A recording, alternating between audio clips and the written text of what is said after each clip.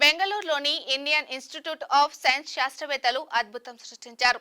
పాము కాటుకు కొత్త తరహా విరుగుడును కనుగొన్నారు. పాము విషాన్ని నిర్వీర్యం చేసే కృత్రిమ యాంటీబాడీలను తయారు చేశారు. దాదాపు అన్ని రకాల పాము విషాలకు ఆ యాంటీబాడీలు విరుగుడుగా పనిచేయనున్నట్లు తెలుస్తోంది. దీనికి సంబంధించిన స్టడీని ఇటీవల జనరల్ సైన్స్ ట్రాన్స్లేషన్ మెడిసిన్ లో ప్రచురించారు. హెచ్ఐవి, కోవిడ్-19 రోగుల్లో యాంటీబాడీ స్క్రీనింగ్ కోసం వాడిన విధానాన్ని సింథటిక్ యాంటీబాడీలు తయారు చేసేందుకు అనుసరించారు. ఆ ప్రక్రియల్లోనే విషాన్ని నిర్వీర్యం చేసే కొత్త విధానాన్ని డెవలప్ చేశారు. తొలిసారి ఆ టెక్నిక్ ద్వారా పాము కాటుకు చికిత్స చేస్తున్నట్లు ఐఐఎస్సి పిహెచ్డి విద్యార్థి తెలిపారు. అమెరికాకు చెందిన స్క్రిప్స్ రీసెర్చ్ ఇన్స్టిట్యూట్ పరిశోధకులు కూడా ఆ బృందంలో ఉన్నారు.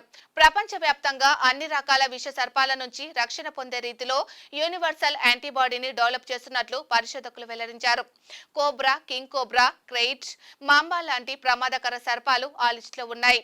విషం విరుగుడు కోసం తయారు చేసిన మందులో కేవలం 10% మాత్రమే యాంటీబాడీలు ఉంటాయని పరిశోధకులు చెప్పారు. విషంలో ఉండే కీలకమైన 3 ఫింగర్ టాక్సిన్ ను కొత్తగా డెవలప్ చేసిన కృత్రిమ యాంటీబాడీ టార్గెట్ చేస్తున్నదని ఐఐఎస్సి ప్రొఫెసర్ తెలిపారు. బలమైన కోరలు ఉన్న వేర్వేరు పాముల రకరకాల విషాన్ని చిమ్ముతూ ఉంటాయని, అయితే ఆ విషాల్లోని ప్రోటీన్ భాగం కొంతవరకే ఒక రకంగా ఉంటుందని అన్నారు. ప్రస్తుత పరిశోధకుల ప్రకారం మొత్తం 149 రకాల 3FTX వేరియంట్లు ఉంటాయి. ప్రస్తుత పరిశోధకుల ప్రకారం మొత్తం 149 రకాల 3FTX వేరియంట్లు ఉంటాయి. అయితే కొత్తగా డెవలప్ చేసిన సింథటిక్ యాంటీబాడీ వీటిలో 99 రకాల విషాలను నిర్వీర్యం చేయగలదని పరిశోధకులు తెలిపారు. నాగుపాము విషంపై కూడా పరిశోధకులు పరీక్షలు చేశారు.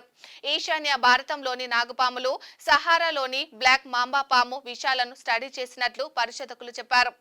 అయితే సాంప్రదాయకరమైన యాంటీబాడీల కన్నా ప్రస్తుతం అభివృద్ధి చేసిన సింథటిక్ యాంటీబాడీ దాదాపు 15 రెట్లు అధిక సమర్థవంతంగా పనిచేస్తున్నట్లు శాస్త్రవేత్తలు గుర్తించారు.